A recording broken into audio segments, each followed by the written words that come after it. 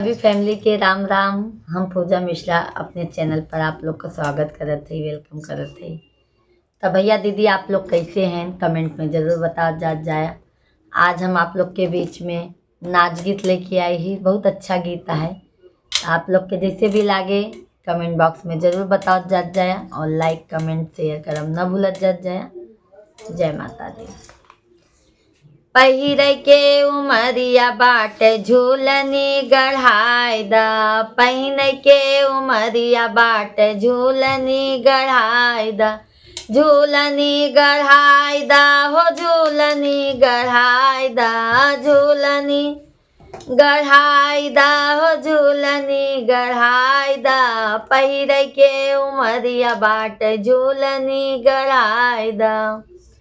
पहिर के उमरिया बाट झूलनी गढ़ाई दा,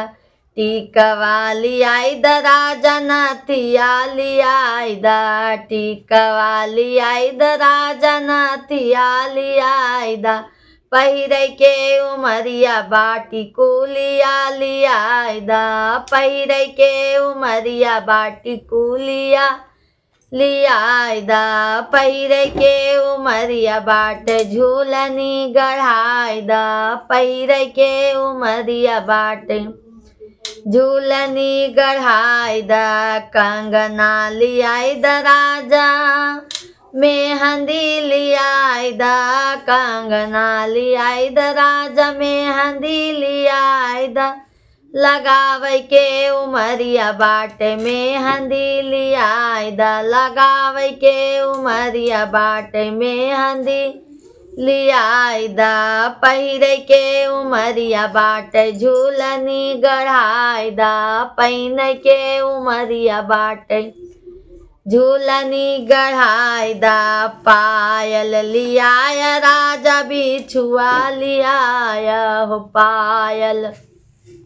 लियाया राजा बिछुआ लियाया हो, नाच के उमरिया बाकर धनिया लियाई दा, नाच के उमरिया बाकर धनिया लियाई दा, पहिर के उमरिया बाट झूलनी गढ़ाई दा, पहिन के उमरिया बाट झूलनी गढ़ाई दा, लहंगा लियाई दा राजा चोलिया सियाई दा, लहंगा लियाई दा राजा चोलिया सियाई दा,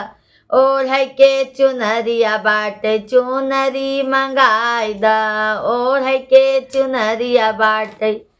चुनरी मंगाई दा, पहिर के उमरिया बाट झूलनी गढ़ाई दा, पहिन के उमरिया बाट झूलनी गढ़ाई दा, देवरा बोलाया राजा ससुर बोलाया हो, देवरा बोलाया राजा ससुर बोलाया हो, सोई के उमरिया बाट सजन तू आई जा, सोई के उमरिया बाट सजना तू आई जा, सोई के उमरिया बाट सजना तू आ जा, पहिर के उमरिया बाट झूलनी गढ़ाई दा, पहिर के उमरिया बाट झूलनी गढ़ाई दा।